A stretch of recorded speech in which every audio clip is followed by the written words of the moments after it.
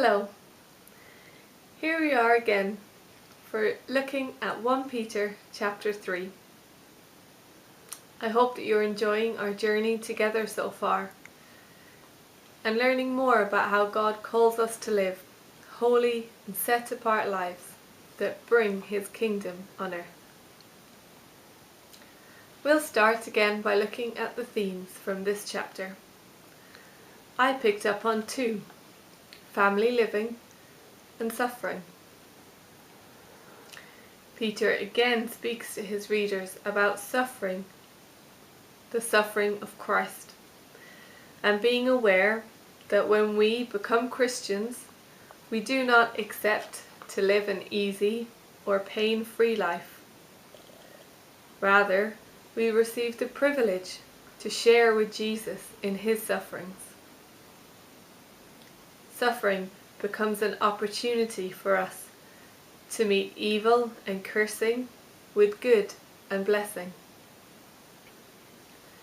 We have focused on suffering in previous chapters, so I'll not share too much in this video. We'll go on to the second theme. Peter talks also about family life. Peter gives instructions to both husbands and wives about how to act in marriage. As wives, we should love our husbands, caring and supporting them as God calls us to. We are to be honest, open in our communication, and faithful, keeping ourselves only for them. Husbands, as we read in our homework from Ephesians 5 verse 25, you are called to love your wives as Jesus loved the church. Marriage will only work when husbands are willing to lay down their lives for the love of the woman they are journeying with. Jesus laid out His all for the church, and husbands are called to do the same. Wives are not a trophy to be displayed or a helper to be overworked. Rather, they are a partner to share life's journey with. Marriage, as Peter describes, is about 2 people equally committed to one another, laying down their lives to support and love one the other. Committed to serve, love, support their partner, that both may know God's blessing and grace in their lives. Marriage between one man and one woman is God's design, and He calls us as Christians to model this picture of marriage to the world who has gotten marriage very confused. I do hope that you noticed the verse where Peter tells us, always be ready to give an answer for why we chose Jesus. I hope you have fun and you're encouraged as you share your stories together later in this session. For me, my story was that growing up, I felt that the peace and love which so many I knew, understood and held was not really available to somebody like me. Someone who had messed up too many times. Someone who I thought could never be loved by the God who made the world. But yet I encountered Jesus, and one night I met that Prince of Peace and the God of love, and my life was changed forever. Share your stories together as you get to that part in your discussion.